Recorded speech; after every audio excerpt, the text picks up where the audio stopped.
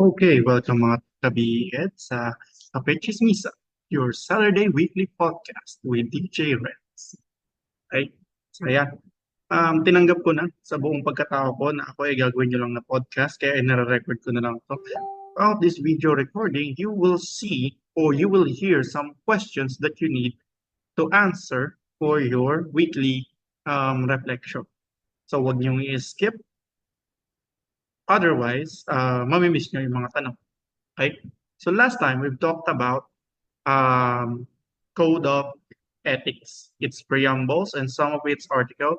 So now it will be just a continuation of that lesson. Okay? So last time we talked hanggang uh, the teacher and the state. Okay? So now we will be discussing Article 2 to Article 11 of the Teacher's Code of Ethics. Okay? So,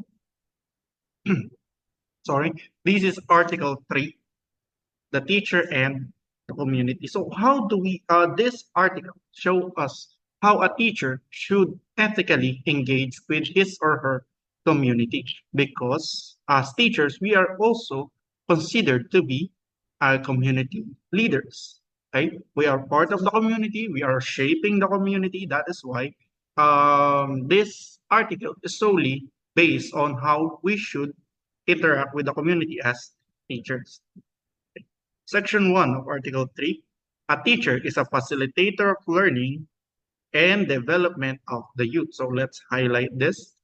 Okay, so pasensya na hindi ko na share i-share screen, so makikita niyo yung mga controls ng ating PowerPoint. Solely due to the reason na hindi ko ma-highlight effectively yung mga text. Okay? So again, Section 1 states that we are a facilitator of learning and therefore render the best service by providing an environment conducive to learning and growth. Okay? So again, tayo yung bahalang mag-manage ng ating mga classroom the best way we see fit. Okay? So kung paano natin or kung paano sa tingin natin magiging effective yung classroom natin, ganun natin siya i-design. Okay? Section 2. Every teacher shall provide leadership initiative to actively participate in community movements, okay, for moral, social, educational, economic, and civic betterment. Okay po? So, highlight natin si betterment. Okay? So, again, as teachers, dapat tayo yung kauna-unahan magpakita ng tamang moralidad, okay? How to interact with other people, how we will deliver education effectively. We take part in economics and civic duty sa community. Hindi po tayo dapat yung pagmumulo ng issue, hindi tayo yung kauna-unahang mag-chichismis. Okay? So again, we participate. Okay? And participation is not being neutral about what's happening on our country.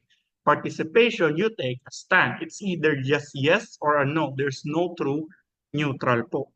Because the moment that you became neutral in politics, or let's say what's happening in the community, you are actually voting as a no. Okay? So parang wala ka lang ginagawa, basically. Okay? Walang totoong neutral. It's either yes or a no. Walang in between. Okay? So, sa mga nangyayari, dapat meron tayong stand, meron tayong boses. Hindi pwede na ito yung opinion ko, respect my opinion.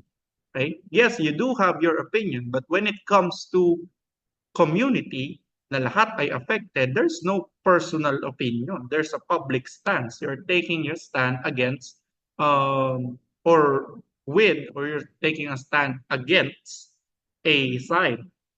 No. Kasi lahat ng tao damay.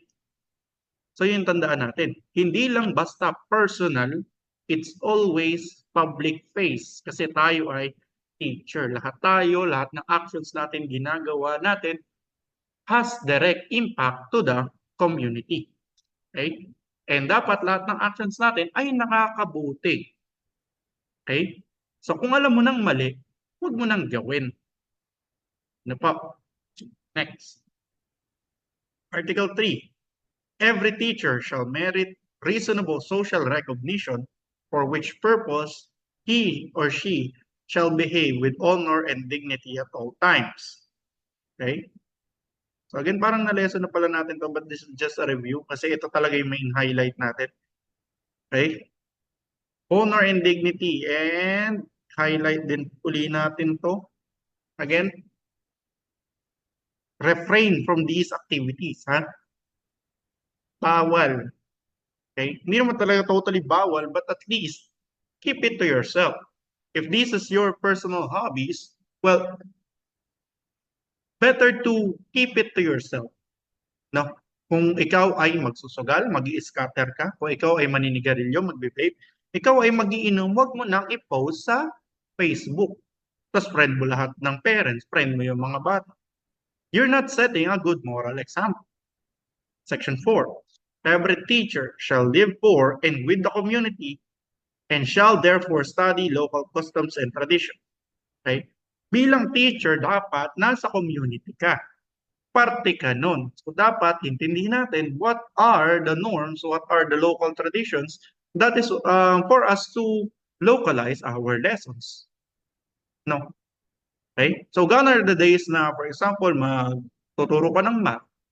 Okay? Hindi pa nakakita ng bata ng kastanyas, tapos ginamit mo 1 kastanyas plus 2 kastanyas. Well, ma'am, ano yung kastanyas? Diba? So better use local examples kahit na yan is as simple as giving instructions, giving examples, use local as much as possible.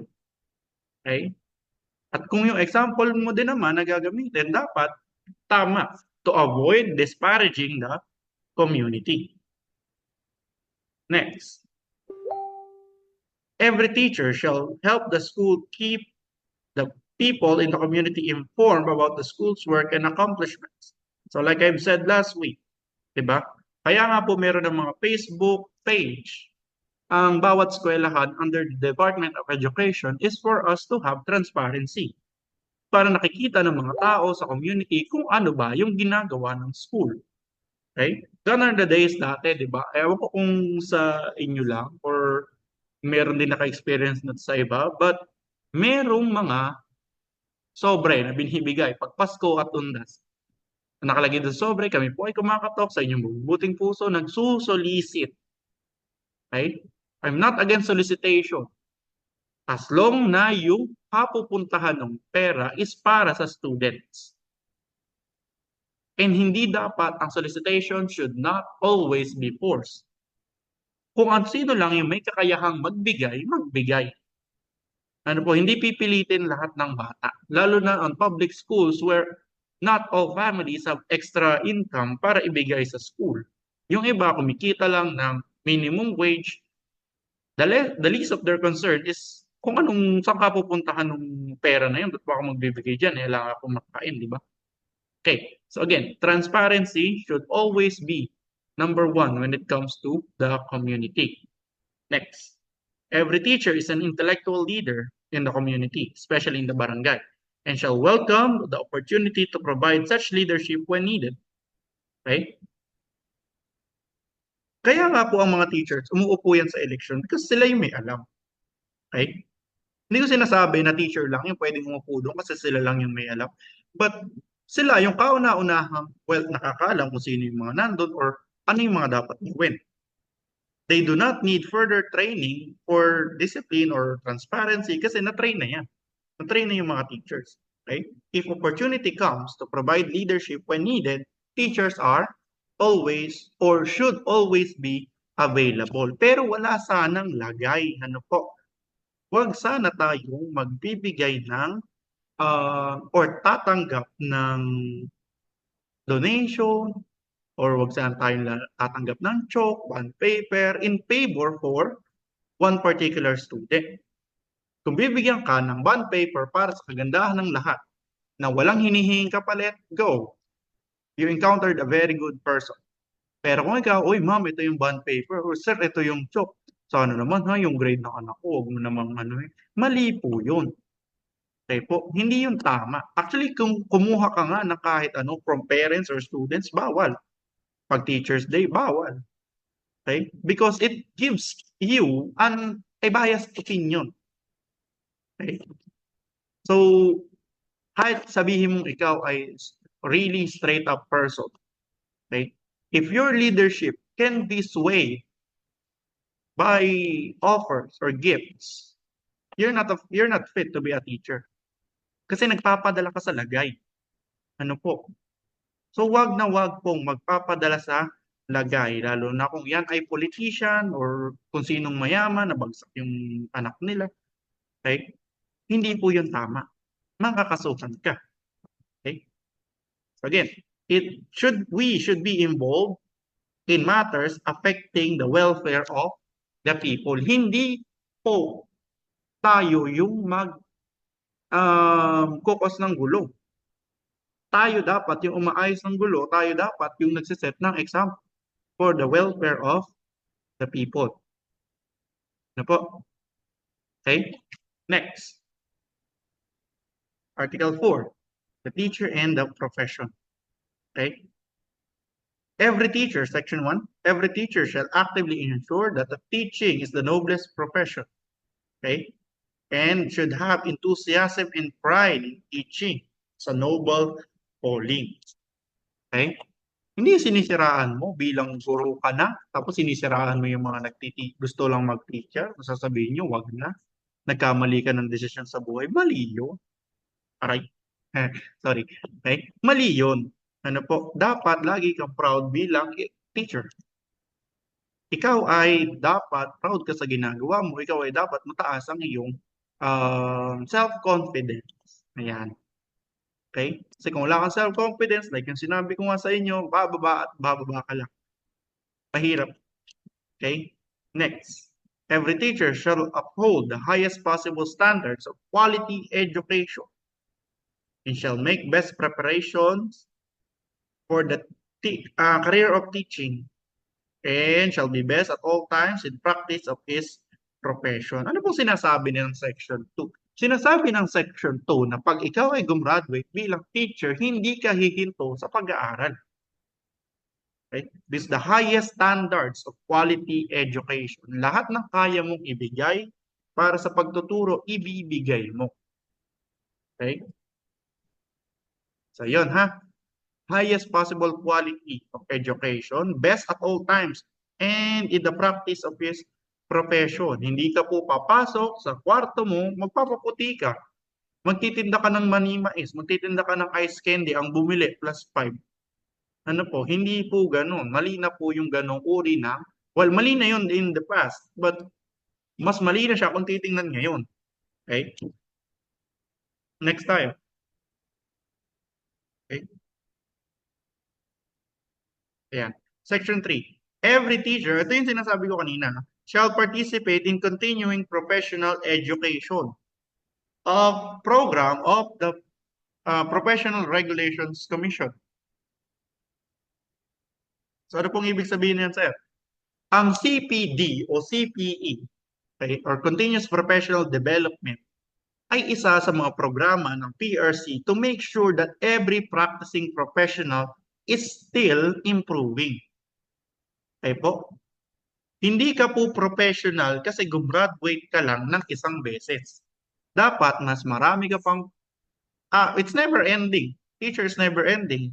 Change in educational landscape is never ending. Therefore, ikaw dapat lagi kang updated sa kung ano nang nangyayari. Okay? Baka mamaya visual aid mo pa rin Manila paper na tinupi-tupi. Okay? 'Di ba? But we are now in 21st century. Madami ka nang kayang gawin sa PowerPoint. Okay? Other than pag-i-insert lang ng video. Okay? So kaya tayo ma-attend ng seminars, kaya tayo nagte-take ng master's, doctor's degree to uphold the continuing professional education. Okay? Bakit po? Bakit po kailangan pa namin magganyan? Because if you receive your PRC license and you are not practicing or you're not continuing your education, hindi ka ma-attend ng seminar, masaya ka na ikaw ay bachelor's degree ka lang, hindi mo marirenew yung lisensya mo. It is actually mandated by PRC or Professional Regulations Commissions that you take at least you take units of CPD or Continuous Professional Development. You are required to undergo masters. You are required to undergo doctors. Lalo na kung gusto mong magparang as public school teacher. Okay? Even private institution require you to do this kind of program, continuing professional education. Kaya nga sa St. Paul, we have this, meron tayong tinatawag na in-service training. Kapag kayo naging teacher dito, every start of the school year, you will undergo workshops, training, seminars, so that you are informed before you start the year. Okay? Again, no, it will improve your efficiency, enhance the prestige of the profession, and strengthen competence, virtues, and productivity. Hindi ka po stagnant. You will not remain on 19 kopong-kopong na ang ginagamit mo lang ay chok. Okay? So dito nga nagkakaroon ng hirap yung mga veteran teacher natin because there are gaps. Nung panahon nila, walang computer. Okay? Nung panahon nila, very rare yung mga ganitong cases. Tapos biglang nagka-online, lahat tayo biglang naging technology literate. Okay? So kung meron tayong ganito, hindi na natin kailangang hintayin yung another pandemic para mag-improve tayo sa ating technology. So tandaan natin, yung kotse nag-i-improve, travel nag-i-improve. We have solar power now, other renewable source of energy. Everything in our society changes, pero ang pagtuturo natin, ganun pa rin. A set of students and one teacher sitting all day listening to the teacher. Halos ganun pa rin yung nangyayari. Walang development. Okay? So again, kaya tayo umaattend sa ganito so that we develop, we learn, we grow. Next time. Article 5. The teacher and the teaching community.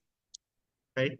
Teachers shall all time be imbued with the spirit of professional loyalty, mutual confidence, and faith with one another, self-sacrifice for the common good, and full cooperation with colleagues. Hindi ka makikipag-chismisan. Hindi mo i-chismis yung co-worker mo. Wala dapat siraan na makita sa inyo ang mga bata. Ano po? Ang problem kasi minsan sa bata pa tayo nagrarat. Right? Sure lang. Right?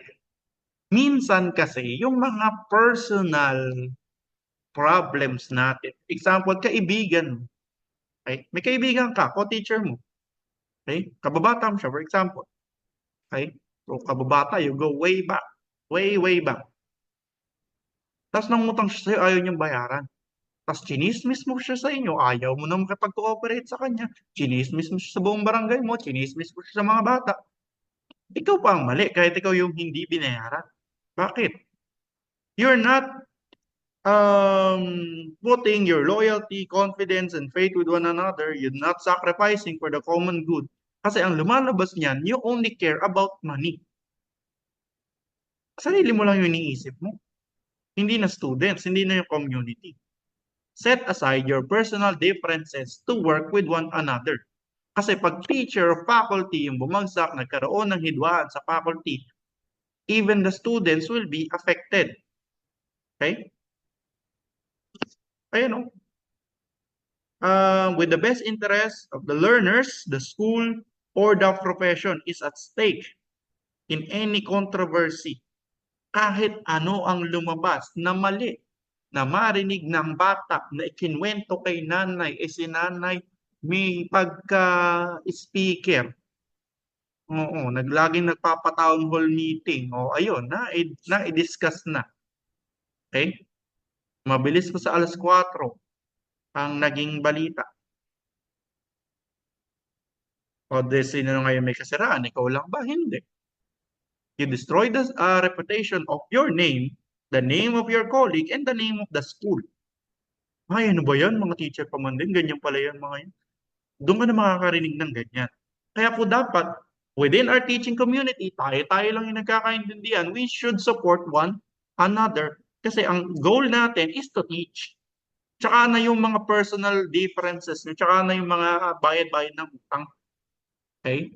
Cooperate with one another so that the school and the students will not be affected. Okay? Next, a teacher is not entitled to claim for work not of his own and shall give due credit for the work of others which he may use. Okay, eto na ang medyo madugo-dugong usapan. The issue of plagiarism is rampant in the teaching community. Bakit po? May ginawa kang PowerPoint na maganda. Sir, pasend naman, gagamitin ko lang sa estudyante ko. That's fine. If you're using it for the students, para ikaw din ay magtuturo, okay yun. No? Okay yun. Problem is, pagka sasarilinin mo lang, tinanong ng bata, ay ma'am, ang galing naman ng PowerPoint mo, lumilipad-lipad yung mga slide, tapos pumapalakpak pag nililipat mo yung slide. Ikaw gumawa niyan? Oo, anak, ako gumawa niyan. Hindi, mali yun. Okay? Even lahat ng transition, lahat ng animation sa PowerPoint na yan, sa PowerPoint naman talaga makikita the effort the teacher put into making that PowerPoint should always be credited. And this is just a simple use of PowerPoint. Paano pa kung meron kang research, okay? Meron kang report, meron kang thesis na ginagawa, nagma-masters ka o nagdo-doctorate ka habang work or while you're deployed in the field. Malaking kaso ang plagiarism. Ano po? At kung ayaw nyo matrial din sa ICC, joke lang, example, kung ayaw nyo mapunta kayo sa korte, don't do it. Kung alam mong hindi sa'yo galing, hindi sa'yo. Sir, paano kung in-AI ko? Dito na tayo mahihirapan talaga. Pagka po kasi AI, AI is not writing by its own. It uses a lot of data pulled from the internet to generate your response. For example, ChatGPT, make me an essay about teaching. Okay? Hindi si ChatGPT yung nagtatype, hindi si ChatGPT yung nag-iisip. He's just pulling from his data to generate language or to generate content for you. It's not original. Okay? So, pinasa mo yan, that's proven to be AI written and tested for plagiarism, apatay ka. Oo. Ikaw ay apatay. Hindi na ikaw ay apate-apate. Okay? So yun yung mahirap. So please give credit to where it's due. At hindi po credit ang ilalagay mo CTTO o credits to the owner. Hindi po yun. Dapat minimension mo sila. We have proper way of citation which is ang ginagamit natin madalas is APA style. Okay? Give proper credit. Hindi po yung CTTO. Ano po, alaka po sa Facebook. Okay? Next. Before leaving his position, a teacher shall organize for whoever assumes the position, such as records and other data, as necessary to carry on the work. This rarely happens, pero nangyayari to kung ikaw ay babaeng teacher. Let's say you found the love of your life 30 years from now. Huwag naman sana, no? Okay? So you say you found the love of your life, you get married, and you had a family. You're pregnant. Hindi ka pwede mag-pregnancy leave nang hindi ka humahan or school kasi yung magpo-provide ng replacement mo. Pero hindi ka pwedeng mag-leave nang wala kang iniiwang kahit ano. Okay? You need to leave the data kung saan data ng students. You need to give information to where are you in the lessons. You need to give everything basically. Okay? every detail na kailangan ng papalit sa iyo, you should give it. Kasi napakahirap naman. For example, may isa sa inyo naging preggy in the future, wag ngayon, ay, nililinaw ko lang. May isa sa inyo naging pregnant, teacher na kayo, tapos kabod na lang kayong nawalan, parang bula. Tapos ako'y papalit sa iyo, I know, bahala ka sa buhay mo. Paano gagawin ko? Hindi ko alam kung saan ka nanggaling, hindi ko alam kung anong sino tong mga bata na to. Di ba? So you should always give information necessary to carry on the work. Okay? That's ethics. That's only ethical. That's the ethical way of living. Okay? Your teacher, hindi ka pwede na you will, kabod ka na lang a-absent.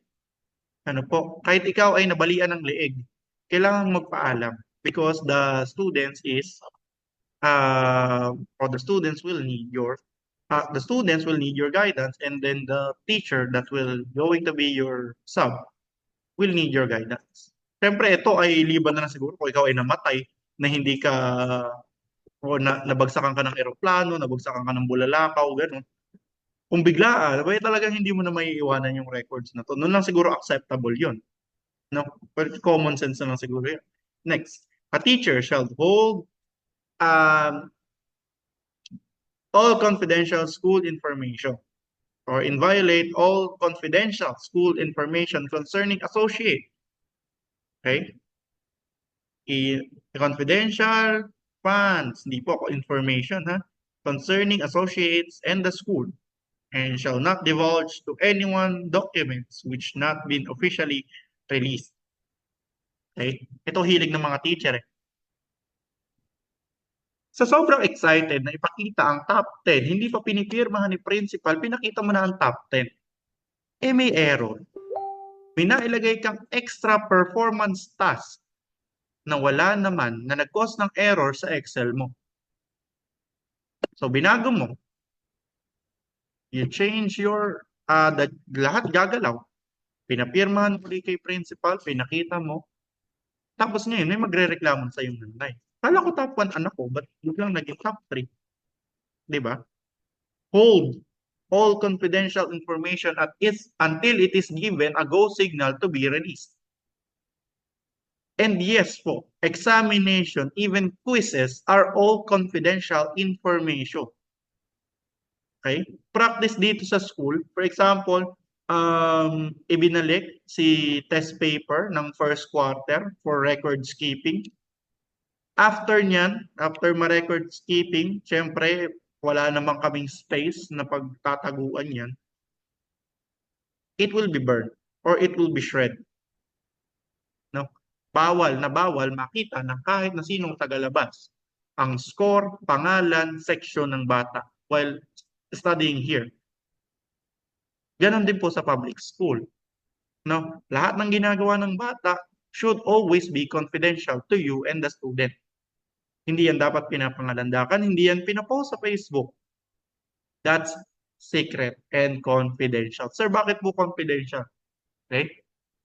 Alam nyo yung nangyaring issue na yung isang page ng yearbook, ginamit siya bilang, I think, it's mold ng Llanera, tapos na-print yung mukha niya doon sa Llanera o yung lalagyan ng leche plan. No? So ngayon, nakabalandra kung sino makakabili ng Llanera na yon, yung kanyang pangalan, LRN, at saka address. So yun. Bakit nangyari yun? Itinapon si yearbook ni teacher. So again, lahat ng dokumento dito sa school is confidential until it is given a green light to be publicized. No? Ano po? Kayo lang ang gagawa ng ikabubutas ninyo. Next. Section 5. It shall be the responsibility of every teacher to seek correctives for what he may appear to be an unprofessional or unethical conduct of any associate. However, this may only be done if there is incontrovertible evidence for such conduct. Okay? Or irrevocable evidence. Again, responsibility mo ng bawat teacher to seek correctives. Okay? Pag meron kang ginawang unprofessional or unethical. Example, you break the Child Protection Policy Memorandum of the Department of Education. Bawal na bawal kang magdahilan. Na, kaya ako po pinaluhod yung bata kasi ganito. Kaya ako po pinaluhod sa munggo. Kaya ako po pinalo. Kaya... No. There are a lot of ways on how can you discipline students. Not that. Okay? Because you are giving trauma to the students. Ano po? Lalaki sasabihin pa sa akin ng iba, sir, bakit po nung nakaraan namamalo yung mga teacher, behave yung mga bata, ngayon hindi na behave. It's classroom management. Okay? Kung ikaw, kaya mo lang magpasunod ng bata out of fear, there's something wrong. There's something wrong. Mali yun. Mali yun na kaya susunod sa iyo yung bata kasi takot sila sa iyo. Okay? So again, kung yon ay napatunayan kang gumawa na nakit, hindi meron kang unfair o meron kang ginawang unfair, unethical, you will be sentenced. No? Walang dahi-dahilan. Kasi ang ginawa mo ay mali. Okay? So kahit kailan ang mali hindi pwedeng gawing tama.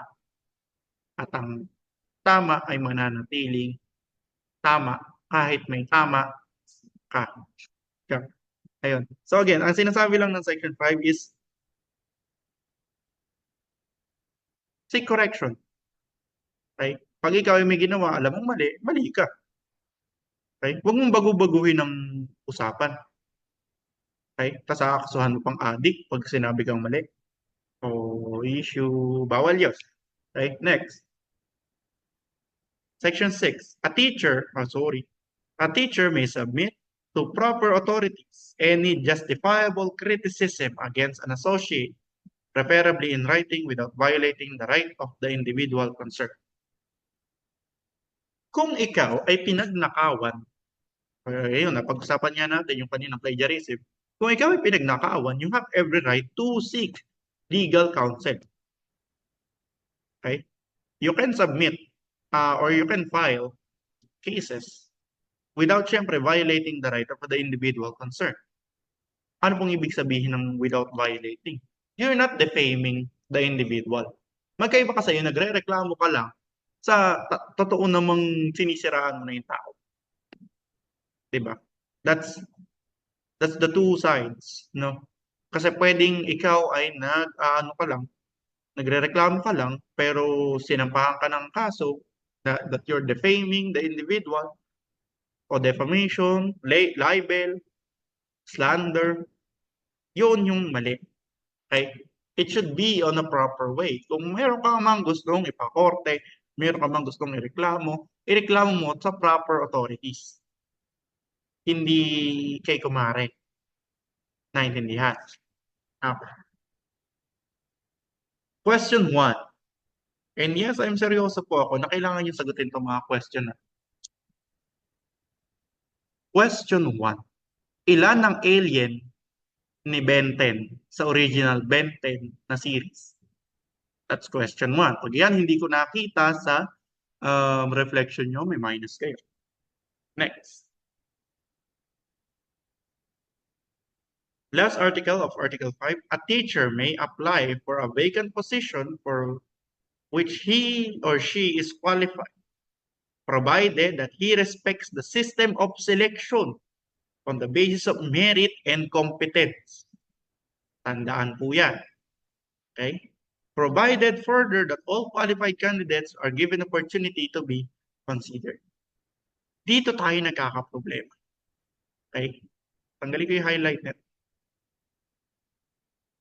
Respecting the system of selection ay isa sa pinakamalaking issue when it comes to hiring dito sa Pilipinas. Hindi lang sa teacher. Bakit? Let's start muna sa pangkaraniwang tao. Gusto ko mag-apply sa, for example, fry cook sa Jollibee. Okay? Or sa kahit anong fast food establishment. Sometimes hinihingi nila high school graduate. Paano kung elementary lang natapos ko? So wala na kagad ako. Okay? Meron pang iba. Position for government offices. Hinihingi nila college graduate. Ako college graduate ako. May kakilala sa loob. May backer.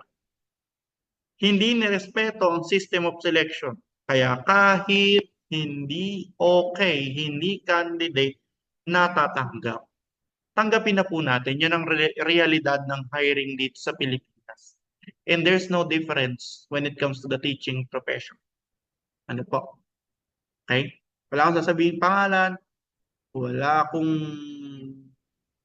say sa ganito kasi ako ay isa akong taong walang backer. Oo. So, napaka-unfair lang. Pero considering na napakahirap din naman kasi nang wala kang trabaho, you will use whatever cards that you have. Napakahirap ng buhay sa Pilipinas nang wala kang trabaho. And I do not know kung paano ginagawa ng tambay na every night may inuman session sila kahit wala silang trabaho. Diba?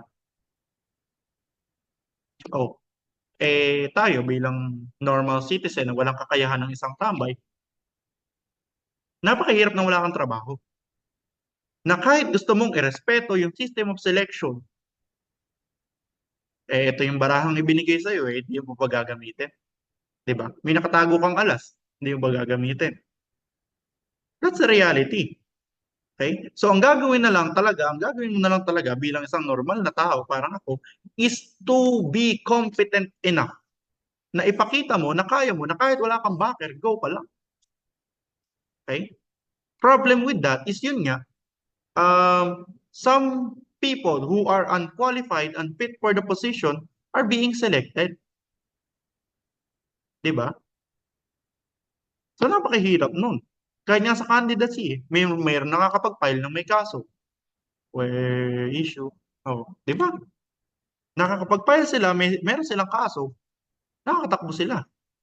Pero yung nito lang, yung recent issue sa COMELEC, yung indigenous people, hindi pinayagan. Bakit? Kasi walang backer. Di ba? Ang hirap nun. That's very difficult for Pilipino na yun nga, malaban lang ng patas. Okay? And din sa Pilipinas, para makalaban ka ng patas, kailangan sobrang perfect mong tao, sobrang galing mo na kahit may backer, hindi sila mapipili kasi ikaw yung magaling. Ano? Kaya nga laging galingan natin sa buhay. Kasi wala tayong choice. Ngayon, kung may backer kayo, good for you. Pero sana naman, respeto naman. Okay? Respect the system of selection. Ano po? Next tayo. Article 6. The teacher and the higher authorities in the profession. Every teacher shall make, section 1, every teacher shall make his or her duty to make an honest effort to understand and support the legitimate policies of the school and the administration. Hindi ikaw yung sisira sa administrasyon. Or hindi ikaw yung magiging cause ng pagkasira ng school. Okay? Ikaw yung dapat unang makaunawa. Parte ka ng sistema eh. Okay? For example, meron kang pamangkin na nag-aaral sa school XXX. Okay? Ay, wag mo nang paatinin dyan sa event na yan. Wala naman yan. Gastos lang yan. Hindi. Dapat, kaya pala gumagastos sa school, ibibili ng ganito para sa mga bata. Private institution yun. Di ba? Dapat ikaw yung makakaunawa muna bago ka maninira. Parte ka ng sistema eh. Ikaw pa ba ang maghihila? Ano ka talangka? Next. A teacher shall not make any false accusation against superiors, especially under anonymity. Wag na wag kang i-chismis ang iyong mga head, especially if there are no valid charges. Okay? Kasi you are under oath. You're sworn to tell the truth and nothing but the truth. Okay? Nagalit ka, pinagawa ka ng lesson plan. Oh, tapos ngayon ginawan mo ng chismis. That's wrong. Very, very, very wrong. Okay? Next. A teacher shall transact all official business through channels except when special conditions warrant a different procedure, such as when special conditions are advocated by but are opposed by immediate superior, in which case teacher shall appeal directly to an appropriate higher authority. Meron po tayong sinusunod na framework. Ikaw bilang teacher, for example, teacher 1, tas ang head mo is master teacher 2, tapos head sila ng principal. Hindi ka didirekto kay principal kung may reklamo ka kay um, master teacher mo muna. Kausapin mo muna siya bago ka dumirekta sa iba pang official. Okay? Meron lang kayo hindi pagkakaunawaan. Tapos ginawa mong, what do you call this? Pinadoli mo, pinadeped mo kagad. That's wrong. Mali po yun. Next. Every teacher, individually or as part of the group, has the right to seek redress against injustice to the administration. To an extent possible, should raise grievances within acceptable democratic process. Okay? In doing so, they shall avoid jeopardizing the interest and welfare of learners whose right to learn must be respected. Kung ikaw ay parte ng grupo at gumawa ka ng union laban sa head, hindi dapat maapektuhan ng mga bata. You have the right para magreklamo, pero do it in a legal and ethical way. Okay? Hindi yung magi-strike ka, hindi ka magtuturo. Eh, kawawa naman yung bata. Pumasok, walang teacher, may nabaldog. Kasalanan mo pa. Diba? So again, lahat ng bagay, kung may reklamo ka, should go officially. Matagal ang proseso, yes, pero if we do it right, well, tama din yung babalik sa atin. Okay? Next. Section 5.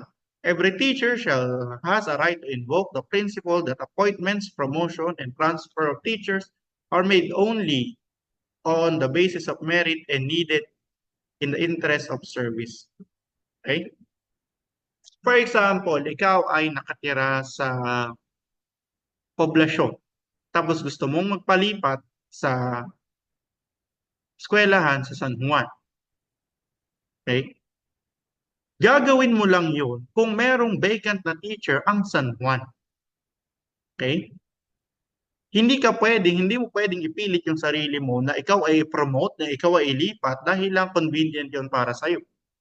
Okay? So teacher ka, nakaipon ka, nakabili ka ng lupa sa, for example, sa Tagaytay, sa Bulacan ka nagtuturo. Kung walang bakanting teaching position sa Tagaytay, hindi ka pwede ron. Kahit doon ka na citizen or kahit doon ka na resident wala. Okay? So always do things legally and responsibly. Next, a teacher who accepts position assumes a contractual obligation to live up to his contract, assuming full knowledge and employment of terms and conditions. Hindi po porke pinakitaan ka ng kontrata, pipirmahan mo na kagad. Basahin mo. Okay? You should assume full knowledge. For example, nagre-reklamo ka, ano ba yan? Dami-dami ko namang ginagawa. Ganito ba talaga pagiging teacher? Eh, pumirma ka ng kontrata eh. Eh, nando sa kontrata, you are obliged to go attend this event during Saturdays. Ano ba yan? Sabado na nga lang pahinga ko, hindi ko pa magawa. Dapat ka pumirma ng kontrata. Diba? Again, bago pumirma, you should know all of the terms and conditions and stipulations of the contract. Baka din kasi sumusobra na yung administration or authorities, hindi mo pa alam. Okay? Next. Article 7. Other personnel. Okay? All school officials shall at all times show professional courtesy, helpfulness, and sympathy towards teachers and other personnel. Okay? For example, dito sa maintenance, dito sa school, yung mga maintenance namin, they are all friendly. Makikita mo sila, naglalakad ka lang sa umaga, mag-good morning sila sa'yo. Okay? Mag-good morning ka rin. Hindi ko masama, gising mo masama natin trato mo sa mga tao. You're not a Disney princess. Okay po? So again, be helpful to them. Wala kang ginagawa. For example, matatapos na ang school year at hinihintay mo na lang mag-endo ang iyong kontrata. Ba't di ka tumulong magwalis? Wala ka naman ang ginagawa. Okay? Kaya po may mga teacher na makikita ka dati nagwawalis. It's because it is stated in the Code of Ethics na dapat lang nagpapakita ka ng professional courtesy. Hindi lang sa kapwa mo teacher, pati sa ibang school personnel. Okay? Next, school officials, teachers, and other school personnel shall consider it cooperative responsibility to formulate policies and introduce important changes in the system at all levels. Okay? So dapat lahat ng galaw ng school, alam ng lahat ng personnel. Lahat ng galaw ni admin, dapat alam ni middle manager, dapat alam ni faculty, dapat alam ni staff and maintenance. Kasi pag may breakdown dito sa communication o dito sa channel na to, sa pagkakasunod-sunod na yon, well, again, school or bata yung magsasuffer. Next, school officials shall encourage and attend professional growth of all teachers under them, such as recommending them for promotion, giving them due recognition for meritorious performance, and allowing them to participate in conferences and training programs. So nabanggit ko kanina may inset. Hindi lang po sa teacher yung in-service training, pati sa lahat ng staff and maintenance. Pati nga retreat namin, kasama sila eh. Because they should all grow similarly to how us teachers grow.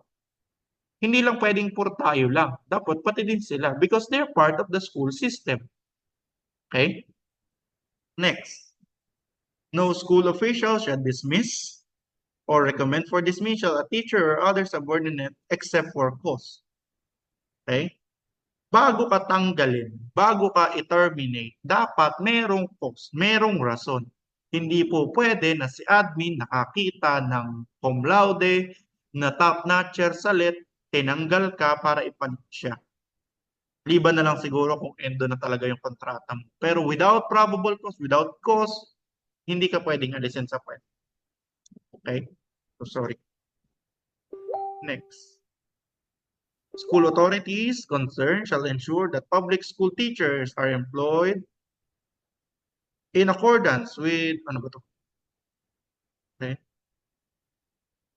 In accordance with pertinent civil service rules, and private school teachers are issued contracts specifying the terms and conditions for their work, provided that they are given, if qualified, subsequent permanent tenure in accordance with existing laws. So sila private school, tinanggap na they cannot hold teachers forever. Okay? Very, very konti lang yung mga teachers that choose private school over public school. Siyempre siguro dala na din ng needs, no? Kaya lumilipat ng public school, mas maganda yung opportunity, mas maganda yung benefits, maraming ek-ek. Okay? Sa private school, since they are funded privately, wala silang ganun. Okay? So they issue contracts na, for example, ikaw ay teacher lang dito ng 1 year. Ikaw ay teacher dito ng 3 years. Okay? Liban na lang kung gusto ko na nila i-permanent. Okay? Next. Article 8. Teachers and the learners. Matatapos na tayo. Okay? Konti na lang yan. O, diba? Bilisan na natin. A teacher has a right and duty to determine the academic marks and the promotion of learners in the subject or grades he handles. Okay? Such determination shall be in accordance with generally accepted procedures of evaluation and measurement. Keyword. In case of any complaint, teachers concerned shall immediately take appropriate action observing due process. Ikaw yung magbibigay ng grade sa bata. Kaya ko sinabi sa inyo sa teaching arts na laging una si rubric. Kasi hindi mo pwedeng gradean yung activity without a tool for evaluation and measurement. That's just wrong. For example, teaching arts, nagpa-drawing ka ng, what do you call this? Cartoon. Cartoon character. Any cartoon character. Okay? Kung yung bata naglagay doon ng bilog, tapos pinangalanan niya yung bilog man, wala kang magagawa. 100 mo yun. Wala kang binigay na criteria eh. Di ba? Hindi mo pwedeng idahilan na, ano ba yan, nak, bilog lang ginawa mo. Eh, hindi. Anong criteria mo para i-judge yung gawa niya? Yes, bilog yun.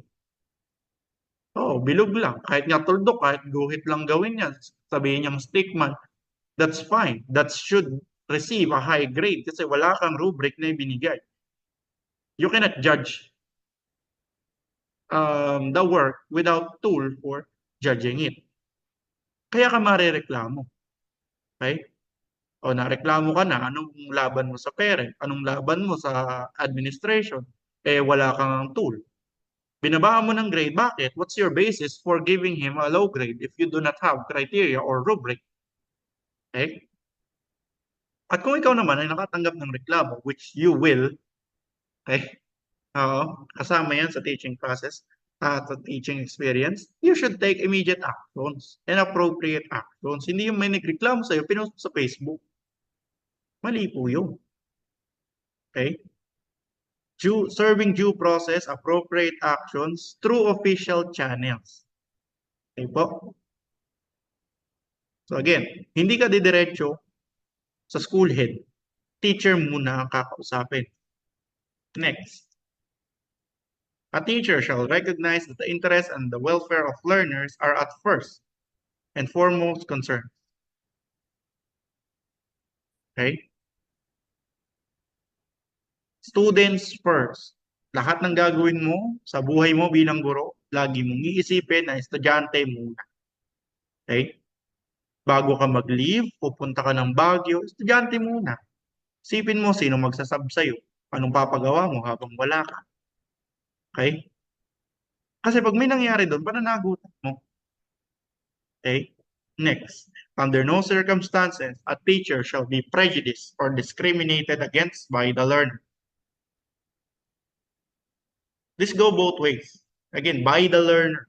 Hindi ka pwedeng bastusin ng estudyante mo. At hindi ka rin pwedeng mambastos ng estudyante. It goes both ways. It protects you and it protects the children. Actually, sometimes, lagi nga itong sa students' pabor. Okay? Binastos ka na, binadmouth ka na ng estudyante, wala kang magagawa. Sasabihin mo lang yun sa nanay or sa parents na 50-50% lang yung chance na paniwalaan ka. Okay? So again, hindi reason na binadmouth ka para badmouthin mo din yung bata. Next, a teacher shall not accept favors and gifts for the learner. Teacher's Day. Ayan na. Teacher's Day. Legal po ba kaming tumanggap ng gifts sa students during Teacher's Day? It's a yes and a no. Legally, no. According to the Code of Ethics, no. Bakit? It can give you personal biases.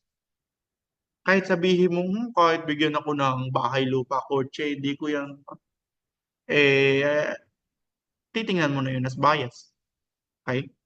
May bias ka na doon sa bata na yun. The moment na tumanggap ka ng regalo. Okay? Kailan magiging yes, pwede kang tumanggap ng something for the students. It should be, kung yung ibibigay nila yun na yun is out of gifts at hindi in behalf for an exchange of requested concession.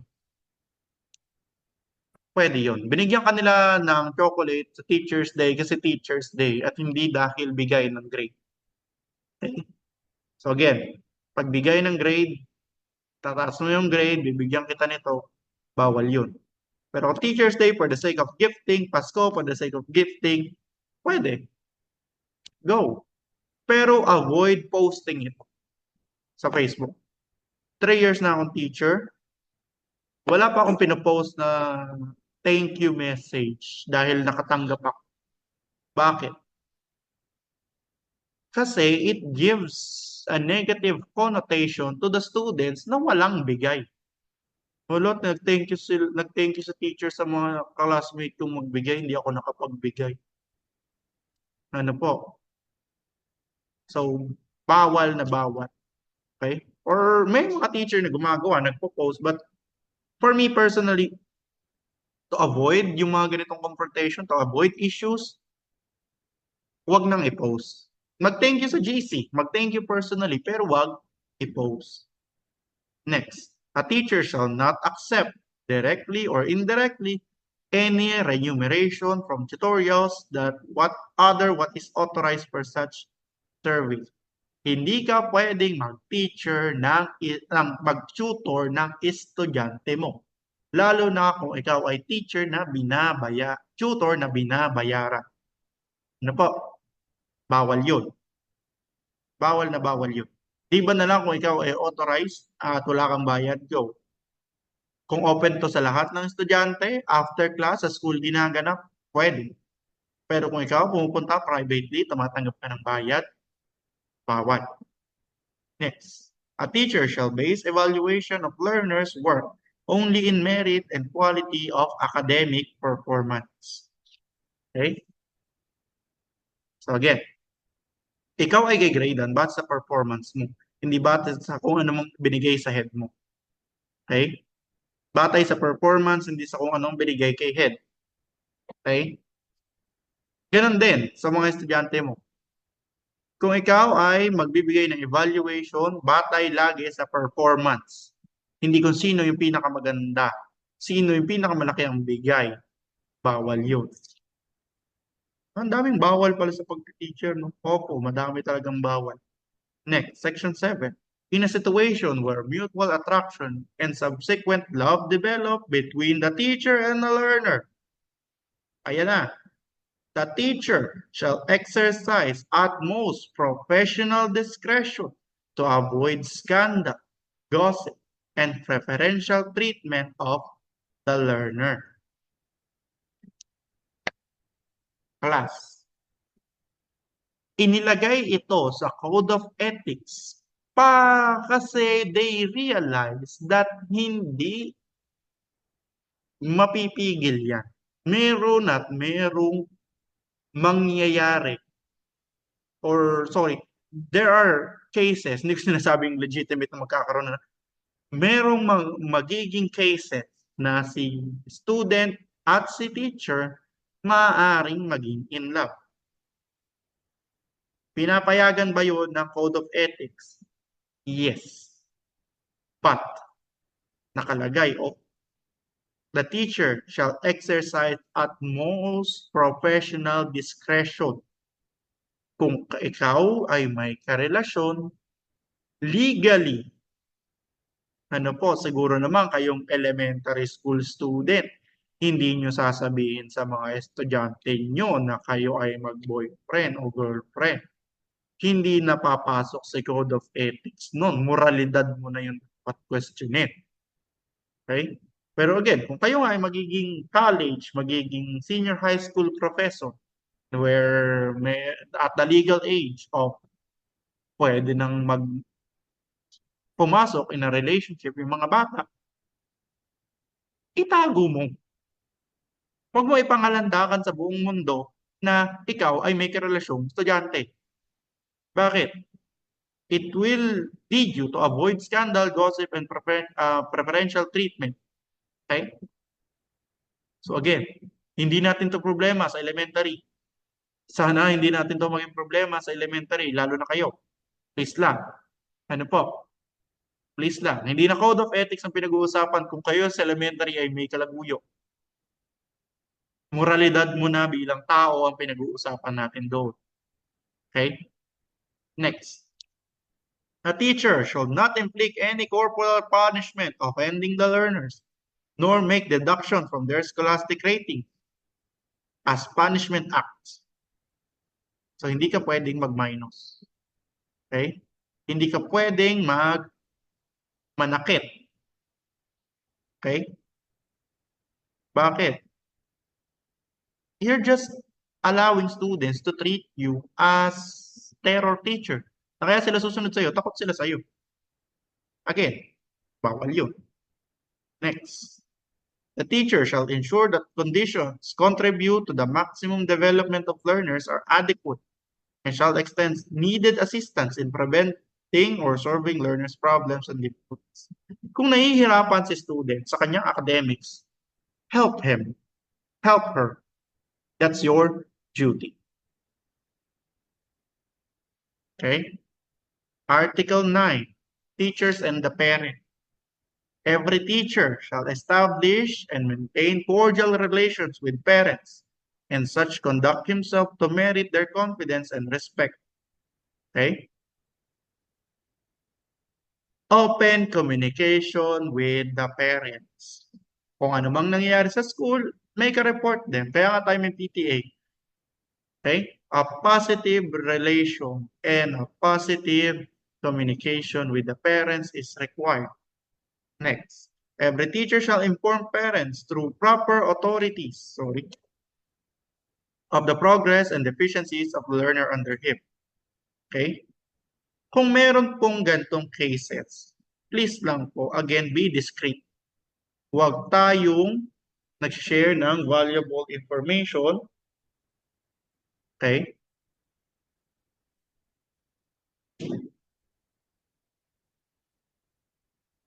Huwag tayo nag-share ng valuable information. Ano po? Yung po, wait lang.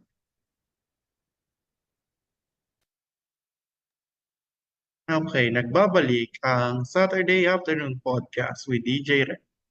Okay. Question number 2. Okay? Again ha, pag di nyo ito nasagot, kulang kayo. Ano ang pangalan ng aso sa Scooby-Doo? Question 2. Ano ang pangalan ng aso sa Scooby-Doo? Okay. So balik tayo. Section 2. We shall report any deficiencies and progress of the learners under proper channels. Hindi sa Messenger. Messenger is not a proper channel. Okay po, during PTA meetings, you can conduct consultations regarding the grades of the student. Bawal na bawal po mag-share ng grades, bawal i-share ang inyong record sheet sa Messenger na pwede kang ma-screenshot at gamitin yan laban sa'yo. Okay po, bawal po yun. Okay, and again, the grades of the students, their rating sheet are confidential information na sinabi na natin kanina na bawal pong ipakita sa kahit na sino. Okay? Kasi pag nag-send ka ng anything through internet, it remains in the internet kahit yan na i-delete mo. Okay? So again, mag-iingat po tayo sa mga ganitong cases. Okay? Next, a teacher shall hear parents' complaints with sympathy, understanding, and shall discourage unfair criticism. Kung meron pong nagre-reklamo, huwag kang matapang pa dun sa nagre-reklamo. Okay po? Sympathy and understanding. Okay? Huwag makipag-away sa faculty, sa office ni sir. Okay? Listen to their side and encourage them to listen at your side and have a mutual understanding with each other. Bawal ka pong makipag-away. At mas lalong bawal na pagkatapos ng meeting, ipinamalita mo sa faculty yung nangyari. Ano po? Kung ano mang pinag-usapan, you, with the parent, with the school head, shall remain confidential. Otherwise, you are violating the Data Privacy Act. Okay? Sir, spoken po yun. Wala namang written, wala namang video. Hindi po. Okay? Any data exchange with the parents, any conversation, are included dun sa Data Privacy Act. Okay? And it's just unethical para i-chismis mo pa sila. Kanina pa natin pinag-uusapan yun. Okay? Next. Article 10. The teacher in business. Okay? So again, the Code of Ethics understand that the teaching profession, baka may sideline ka. Okay? So ano pong gagawin mo kung may sideline ka? Section 1. A teacher has right to engage directly or indirectly in legitimate income generation. Ano po? Legitimate income generation. Hindi ka po pwedeng magpasugal or hindi ka po pwedeng magbenta ng kung ano-ano. Okay? Provided that it does not relate or adversely affect his work as a teacher. Kung ikaw po ay businessman at ikaw ay teacher, mamili ka. Ikaw ba ay magiging purong businessman o ikaw ba ay magiging purong teacher? Pwede mo yung pagsabayin, but the moment na naapektuhan ang iyong pagtuturo, ang iyong work as teacher, well,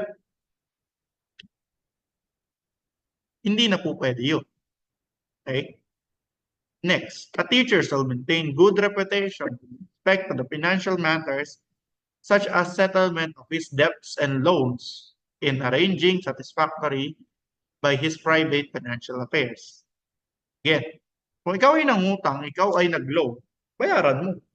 That's simple as it, that's just as is. Settle your debts or loans because that's the ethical way to do. Okay? Example, nagtuturo ka ng entrepreneurship sa elementary. Tapos ikaw yung baon sa utang, ikaw yung hindi sumusunod sa tinuturo mo bilang entrepreneur. Okay? So yan po. Section 3. No teacher shall act directly or indirectly as agent or be financially interested in any commercial venture which furnish textbook and other school commodities in the purchase and disposal of which he can exercise official influence except only when his assignment is inherently related to such purchase and disposal. Ang gamit ng school ay para sa school. Hindi mo yan pwedeng iuwi at ibenta sa bahay ninyo. Okay? Kung ikaw ay nagkakantin, o sige, go, pwede kang magbenta. Na-assign ka sa kantin, magbenta ka. Okay? Pero kung ikaw nag-posted ka ng gamit ng school para ibenta, pagkakitaan, or use in your personal matters, bawal po yun. Okay? So again, for example, you are tasked na itong mga libro na to is decommissioned na. Okay, dine-decommission po kasi ang textbook based sa kanilang kung kailan sila na-publish. Okay? Siyempre, yung mga book noong 1985 is hindi na pwede sa taon natin ngayon. So, kailangan yung i-dispose. Or at least, kailangan yung i-surrender, step-ed. Bawal mo po kunin kahit yan ay decommission na. At bawal mo yung ibenta. Okay po? Next. As a person, Article 11. A teacher, above all, is a human being endowed with life, which highest obligation to live with dignity at all times, whether in school, home, or elsewhere. Okay? Oh, again, meron kang, sabihin na natin hindi student, meron ka talagang personal relationship with your partner. Okay? Bawal sa school, bawal sa bahay. Yung bawal sa bahay, bawal din sa school. Ano pong ibig mong sabihin, sir? Kung ikaw sa bahay, hindi mo pinapakita yung mga ganyang acts, huwag mo din ipakita sa school or kahit saan. Bawal po yun. Bawal ka na, for example, PDA. Okay? Bawal yun. Kasi you have to live with dignity at all times, kahit nasa bahay ka lang. Okay? So again, if you want to do things, do it discreetly. If you want to function like a normal human being, do it discreetly. Not in public, not openly. Okay po? Wala, pinasok nyo yan, gusto nyo mag-teacher. Okay? A teacher shall place premium upon self-discipline and primary principles of personal behavior in all relationship, in all situation. Self-discipline at ikaw ang pangunahing model ng personal behavior kahit saan, kahit kailan. Okay? Next, a teacher shall maintain at all times a dignified personality which can serve as a model worthy of emulation by the learners, peers, and others. Teacher ka, ikaw dapat ang pamarisan. Hindi po dapat ikaw yung sinasabihan, oy, wag kang tagagaya sa sir mo ha, masama yun. Ano po? Kasi nga, masama yun. Kung gumagawa ka ng masama, you're not worthy of emulation. You're not worthy of being a teacher. Next, a teacher shall always recognize the Almighty God as guide of his own destiny and of the destinies of men and nation. Okay? Sir, paano kung hindi ako Catholic? Ang sinasabi lang po dito sa Section 4 of Article 11 is that you should have moral codes attached to your religion. Ano po? Kasi kung sinasabi ng religion mo na bawal ang ganito, tapos hindi mo namang ginagawa, eh what's the basis kung, again, mahirapan na yun. Di ba? Kung sarili mong religion at sarili mong paniniwala, hindi yung masunod, eh ano pa yung batas ng tao? Yung batas natin, itong code of ethics na to. Di ba? Ito na tayo. Yan na. Article 12, disciplinary action. Anong pwedeng mangyari kung ikaw ay mapatunayang may sala? Okay? I-ICC ka ba? Itatry ka ba sa The Hague? Joke lang. Okay. Any violation, any provisions of this code shall be sufficient and ground for the imposition against erring teacher of disciplinary action consisting of revocation of his certification of registration. Kung ikaw ay may lisensya, tanggal yan ng kauna-una. Okay? And license as a professional teacher. Okay? Tanggal lisensya kung ikaw ay gumawa ng mali against the Code of Ethics. Kahit anong section ng kahit anong article. Kaya nga po napakadaming article at napakadaming section per article is that para walang makitang loopholes, para walang makitang butas. Na ikaw bilang teacher dapat ganito ka. Yun yung sinasabi sa Code of Ethics. Okay?